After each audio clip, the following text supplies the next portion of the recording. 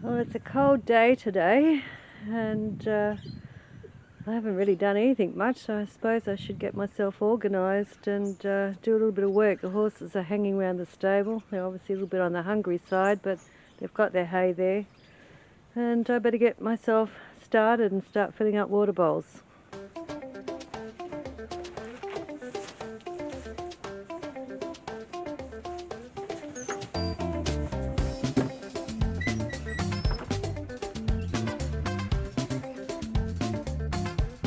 Fight Club, Bella? Are you fighting? Fighting with that bad boy, Billy?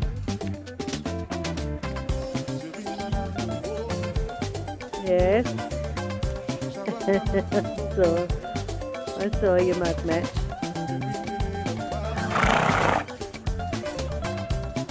Fatty boy.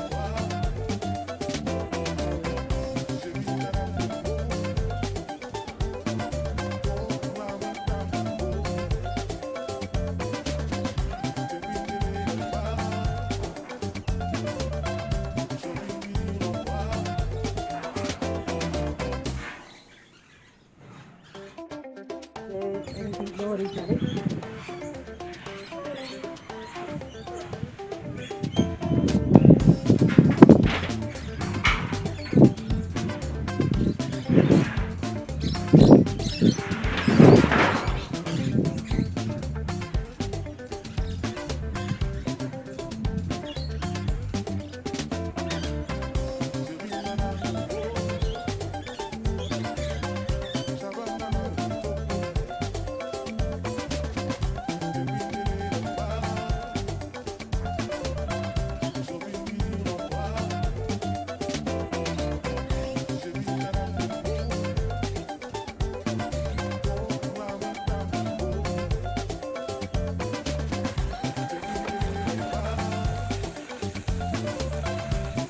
I knew you were going to do that, Bill.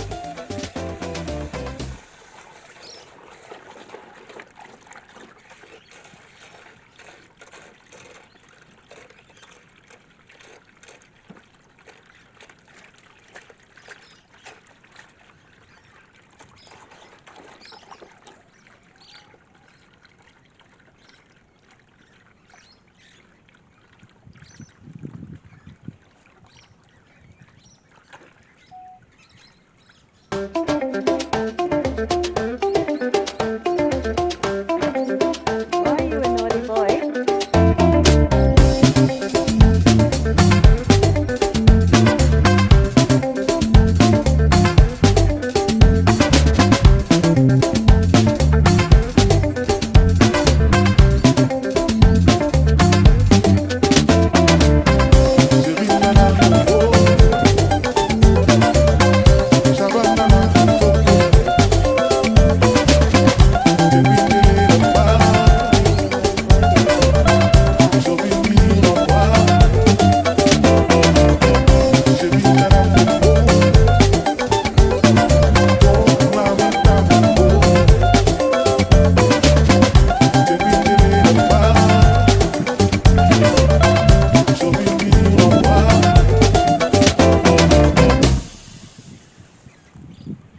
Bill was a seahorse in another life.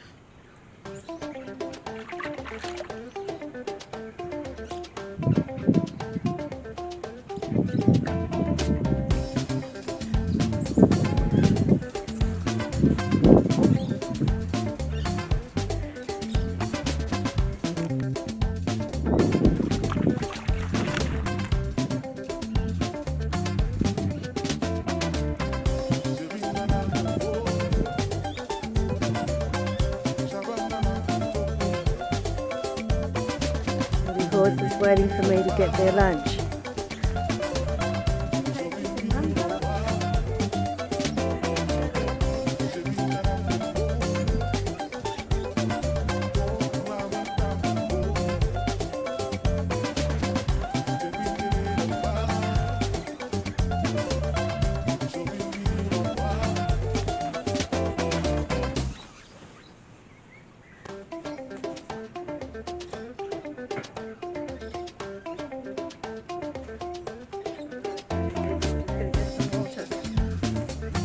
Hang on. No, it's my bucket, Bill. My bucket, my bucket, my bucket.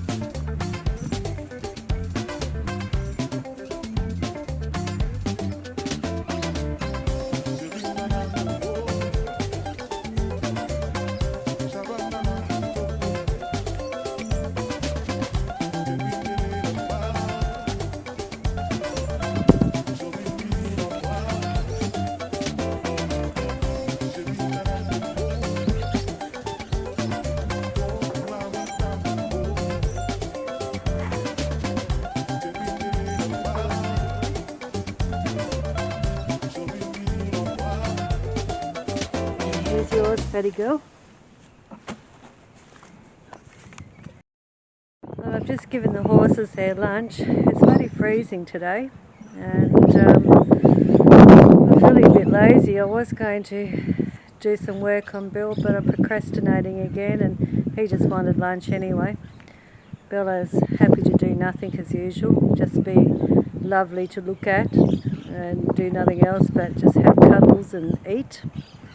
And I'm feeling tired actually. Don't really know why, but there you go. Well, Fatty Boy's finished his lunch, so I'll get his bowl. It's finished, Bella. There's just water in there. My beautiful girl. Get your bowl.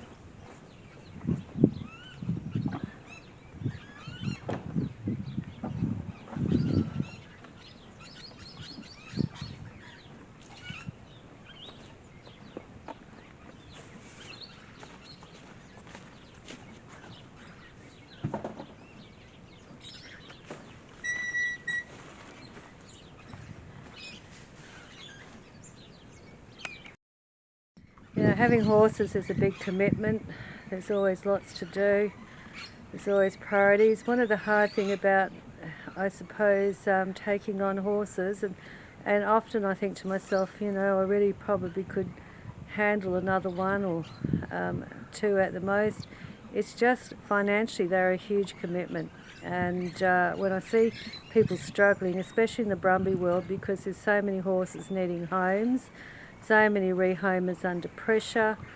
You know, it's tough people out there. It's a tough world at the moment, and usually animals don't fare very well in times of economic hardship, and we all got to know our limits. So, you know, if I was to ever take on another horse, you know, we'd have to think long and hard about it, because as I said, it's a big commitment financially and emotionally, but well worth it. You know, it's very rewarding to work with horses and to work with brumbies too.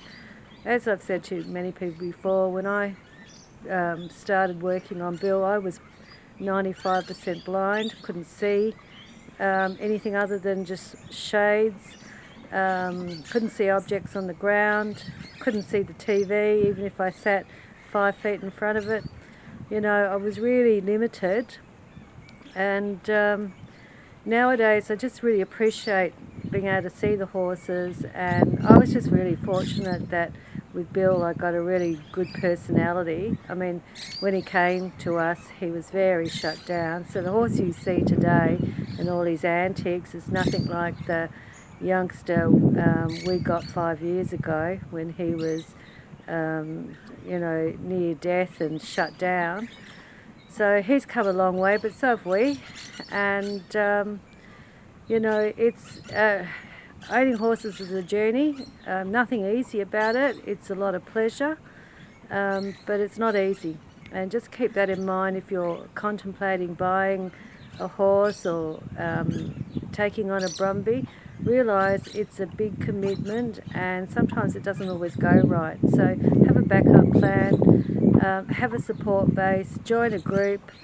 I run the Australian Wild Brumby Association. We're just a small amount of people at the moment, and it's a diverse group, and I want people to realise that you know, that we need to do something to help the brumbies because they're being culled, they're being shot out of helicopters, you know, and I've grown up in the country, I've, you know, seen it all over the years, but I'm telling you now that's not a nice way to die.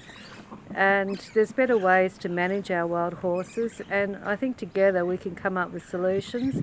I've written to many MPs over the time, had many discussions, and on a personal level I've seen people from all political persuasions have written back to me or rang me up and talked to me about it. And so I know that people have a heart for the horses. It's just we need to come together to, instead of trying to destroy each other and have a game of one-upmanship, we really need to come together and work hard to promote brumbies' interests. Not whenever somebody has a falling out with another, let's all gang up on each other and have a shit fight online.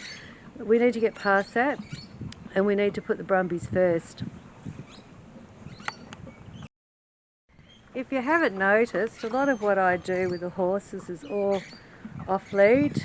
I don't use halters very much. I don't use any gear, to be honest. My tools are usually just a grooming brush or my hands. I use my lunge whip, not to whack them or anything, but I use it as a tool to direct where I want them to go, more as an extension of my arm.